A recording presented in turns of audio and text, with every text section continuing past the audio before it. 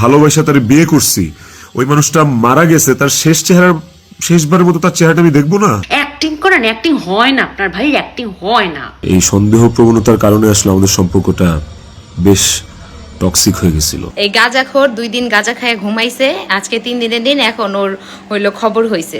ওর দুইটাই নেশা, যে মেয়ে নেশা আর হচ্ছে জুয়ার নেশা। ছোট পর্দার অভিনেতা জাহেদ আলভী অভিনয়ে তেমন জনপ্রিয় না হলেও নারী কেলেঙ্কারিতে শীর্ষে ছিলেন তিনি। স্ত্রী ইকরার আত্মহত্যার পর প্রথম লাইভে এসে নিজেকে নির্দোষ দাবি করেন। পরে সামাজিক মাধ্যমে আলভীর একের পর এক কুকর্ম ফাঁস করে মিডিয়া অঙ্গনে জড়িয়ে থাকা তার সহকর্মীরা। সকালবেলা একসাথে গাড়ি করে আসলেন, এসে কারোর সাথে হাই হ্যালো নেই, ব্রেকফাস্ট করা নেই, একটা রুম লক করে ফেললেন। আপনারা রুম খুললেন না কেন ভাইয়া, কি করতেছিলেন? অভিনেত্রী মানসী প্রকৃতি জানান, আমার স্বামী পরিচালনায় আলভী সকালে শুটিং সেটে এসে একটা রুমের দরজা বন্ধ করে তার রক্ষিতা তিথির সাথে সময় কাটাতো। এটা ওই শুটিং সেটের সবাই প্রায় জানতো। তিথির সাথে শুধু প্রেম নয়, নিয়মিত শারীরিক সম্পর্ক করত আলভী। এদের এই সম্পর্ক ছিল মিডিয়ায় ওপেন সিক্রেটের মতো।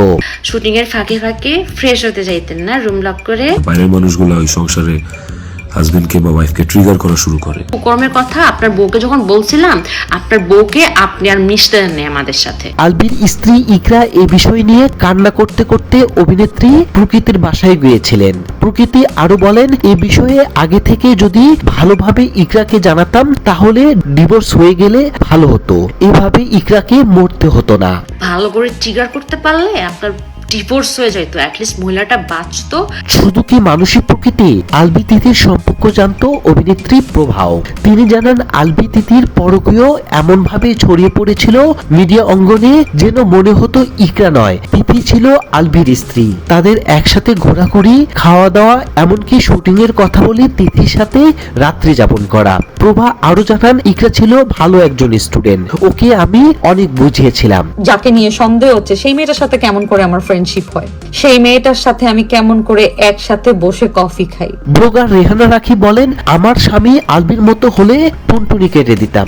আমি কাটতেও জানি, সেলাই করতেও জানি। ওই হারামি ইকরাকে তিলে তিলে মারতে চেয়েছিল। এই কাহিনীটা যদি আমার সাথে হইতো না, কাটতেও পারি, সিলাইতেও পারি। আলভী শুধু নারীর নেশায় নয়, তার জুয়ার নেশাও ছিল। আলভী নিয়মিত জুয়া খেলতো, এমনকি জুয়ার কারণে গাড়ি পর্যন্ত বিক্রয় করেছেন তিনি। আলভী বিশেষ করে নেপালে যেত জুয়া খেলতে।